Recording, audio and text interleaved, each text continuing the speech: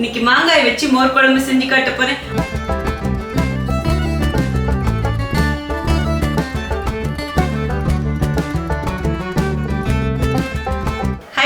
Welcome to cook with Sangeetha. இன்னைக்கு நம்ம பார்க்க போறது மோர் குழம்பு. ஆமாங்க, மோர் குழம்பு எல்லாருக்குமே தெரியும். அதுல சங்கீதாவோட ஸ்பெஷல் என்ன அப்படின்னு தான் நினைக்கிறீங்க. இன்னைக்கு மாங்காய் வச்சு மோர் குழம்பு செஞ்சு காட்ட போறேன். மாங்காயே புளிக்கும், தயிரும் புளிக்கும். இதுல எப்படிடா அப்ப இந்த பிள்ளை மோர் குழம்பு செய்ய போகுது அப்படின்னு தானே யோசிக்கிறீங்க. முள்ளால தாங்க எடுக்கணும். மாங்காயும் புளிக்கும், தயிரும் புளிக்கும். இது ரெண்டும் சேர்ந்தா சும்மா அபாரமா இருக்கும். ஸோ இன்னைக்கு ரொம்ப இன்ட்ரெஸ்டிங்கா இந்த மாங்காய் மோர் குழம்பு செஞ்சு காட்ட போறேன். நம்ம சேனலை யாரெல்லாம் என்ன சப்ஸ்கிரைப் பண்ணலையோ சப்ஸ்கிரைப் பண்ணுங்க. ப்ளீஸ் கீழே இருக்கிற பெல் பட்டன்ல மறக்காம ஆள் கொடுங்க. அப்பதான் நான் போற வீடியோ உங்களுக்கு உடனே வரும். வாங்க இப்ப எப்படி செய்யறதுன்னு பார்க்கலாம்.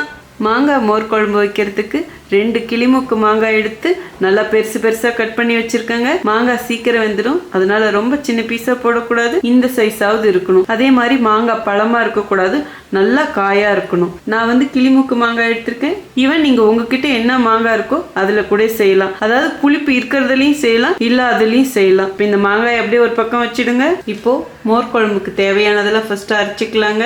அதுக்கு ஒரு மிக்சி ஜார் எடுத்துக்கிட்டேன். அரை மூடி தேங்காய் துருவல் எடுத்து வச்சிருக்கேன், அதுவும் இதிலே போட்டுக்கலாம். சின்ன வெங்காயம் 3 எடுத்து வச்சிருக்கேன், அதுவும் இதிலே போட்டுக்கலாம்.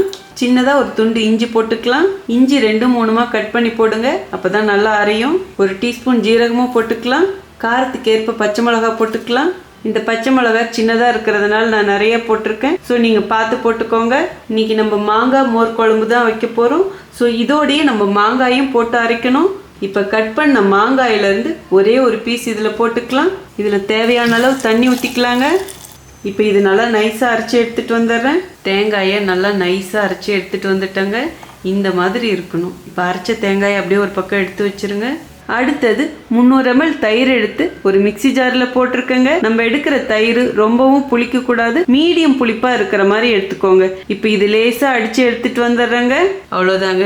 தயிரும் அப்படியே ஒரே ஒரு சுத்து விட்டு எடுத்துட்டு வந்துட்டேன். தயிர் ரொம்பவும் அரைச்சிங்கன்னா அப்படியே தண்ணி ஆட்ட போயிடும். ஸோ இந்த மாதிரி நல்லா திக்கா இருக்கணும். ஸோ இப்போ மாங்காய் மோர் குழம்புக்கு தேவையானதெல்லாம் ரெடி பண்ணியாச்சு. வாங்க இப்போ எப்படி மோர் குழம்பு செய்யறதுன்னு பார்க்கலாம். மோர் குழம்பு மண் பாத்திரத்தில் பண்ணும் போதும் ரொம்ப சுவையா இருக்கும். எடுத்து வச்ச மாங்காய் இதிலே போட்டுக்கலாங்க. இதில் கொஞ்சமாக தண்ணி ஊற்றிக்கலாம்.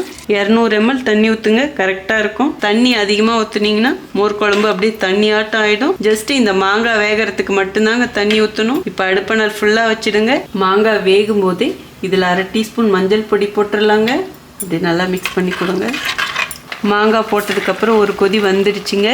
இந்த ஸ்டேஜில் நம்ம அரைச்சி வச்ச தேங்காய் விழுதும் இதிலே ஊற்றிடலாங்க. மிக்சி ஜாரை கழுவி கொஞ்சமாக தண்ணி ஊற்றிக்கிறாங்க. ரொம்ப நிறைய தண்ணி ஊற்றக்கூடாது, ஏன்னா தயிர் வேற அடித்து வச்சுருக்கோம். இப்போ இது கொதிச்சு நல்லா வேகட்டுங்க. மாங்காய் எந்த பதத்துக்கு வேகணுங்கிறது உங்களுக்கு காட்டுறேன். தேங்காய் ஊற்றுனதுக்கப்புறம் நல்லா ஒரு கொதி வந்துடுச்சு. அடுப்பணல் கம்மியாக வச்சுட்டு 2 நிமிஷத்துக்கு அப்படியே விட்டுருங்க. இந்த மாங்காய் வேகட்டும், அதுக்கப்புறம் பார்க்கலாம். மாங்காய் நல்லா வெந்துடுச்சுங்க. இதுல இருந்த கிரேவியும் நல்லா சுண்டிடுச்சு. இதுதான் கரெக்டான பதம். மிக்சியில் அடிச்சு வச்ச தயிரும் எடுத்துக்கிட்டேங்க. இப்போ இதிலே ஊற்றிடலாங்க.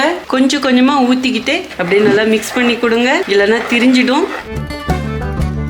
இனிமே அடுப்பணல் அதிகமாக வைக்கக்கூடாது. இப்போ எல்லாத்தையும் ஒன்று சேர்த்து மிக்ஸ் பண்ணி கொடுங்க. இந்த குழம்பு அப்படியே லேசாக பபுள்ஸ் மாதிரி வரும் பார்த்தீங்களா, அது வரையிலும் தான் நம்ம கொதிக்க விடணும். இப்போ அடுப்பணல் கொஞ்சமாக அப்படியே கூட்டி வைங்க. இப்போ தேவையான அளவு உப்பும் போட்டுடலாங்க. இதுவும் சேர்த்து கிளறி கொடுங்க. டேஸ்ட் பாருங்க. உப்பு உங்களுக்கு தகுந்த மாதிரி அட்ஜஸ்ட் பண்ணிக்கோங்க. பாருங்க அப்படியே பபிள்ஸ் வர ஸ்டார்ட் பண்ணிடுச்சு. இப்போ உடனே ஸ்டவ் ஆஃப் பண்ணிடுங்க. இப்போ லேசாக ஒரு கிளறி கொடுத்துருங்க. இப்போ இதுக்கு வாங்க எப்படி ஒரு தாளிப்பு கொடுக்கலாங்கிறதும் பார்க்கலாம். மோர் குழம்பு தாளிக்கிறதுக்கு ஸ்டவ் ஆன் பண்ணி ஒரு பாத்திரம் வச்சுட்டேங்க. இப்போ தேவையான அளவு தேங்காய் எண்ணெய் விட்டுக்கலாம். மோர் குழம்பு தேங்காய் எண்ணெயில் செஞ்சால் ரொம்ப ருசியாக இருக்குங்க. இதுலேயே கடுகு அரை டீஸ்பூன் போட்டுக்கலாங்க. அடுப்பணல் மீடியமாக வச்சுக்கோங்க. கடுகு பொரிஞ்சிடுச்சுங்க. கொஞ்சமாக இதில் வெங்காயம் போட்டுக்கலாம். சின்ன வெங்காயம் வேணாலும் போடலாம், பெரிய வெங்காயம் வேணாலும் போடலாம். இதுலேயே அரை டீஸ்பூன் வெந்தயம் போட்டுக்கலாங்க.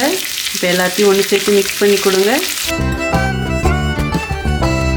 வெங்காயம் வெந்தயமும் நல்லா செவந்துடுச்சுங்க. இதில் மீதி தேவையான பொருட்களும் போட்டுக்கலாம். 3 காஞ்ச மிளகாய் கிள்ளி வச்சுருக்கேன், அதுவும் இதிலே போட்டுக்கலாம். நான் முன்னாடி சொன்ன மாதிரி காரம் உங்களுக்கு ஏற்ப போட்டுக்கோங்க. இதிலே அரை டீஸ்பூன் பெருங்காய பொடி போட்டுக்கலாம். இப்போ ஸ்டவ் ஆஃப் பண்ணிவிடுங்க. எல்லாத்தையும் ஒன்று சேர்த்து கிளறி கொடுங்க. இந்த சூட்லேயே மிளகாலாம் பொரிஞ்சிடும். இதுலேயே கொஞ்சம் கருவேப்பிலையும் போட்டுக்கலாம். இப்போ இது மோர் குழம்புல கொட்டிடலாம். இப்போ அப்படியே கிளறி கொடுங்க.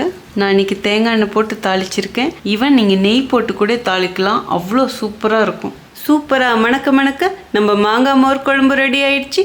வாங்க எப்படி இருக்குன்னு டேஸ்ட் பார்த்தலாம்.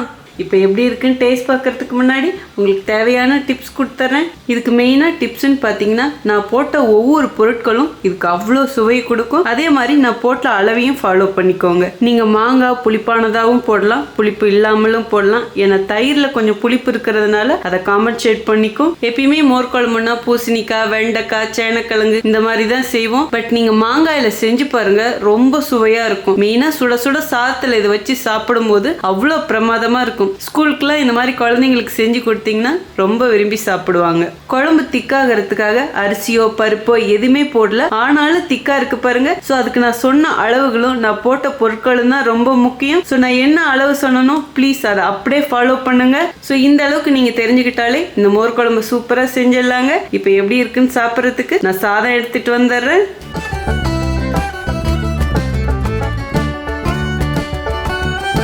இப்போ ஃபஸ்ட்டு மாங்காய் சாப்பிட்டு பார்த்துருவோம். நல்லா சாஃப்டாக வெந்திருக்கு பாருங்கள். அதே மாதிரி கரையில் சாப்பிட்டு பார்த்தலாம், நல்லா பதமாக வெந்திருக்கு. ரொம்பவும் புளிக்கல, புளிப்பு இல்லாமையும் இல்லை. இப்போ மோர் குழம்பும் சுட சுட சாதமும் சேர்த்து மிக்ஸ் பண்ணலாம்.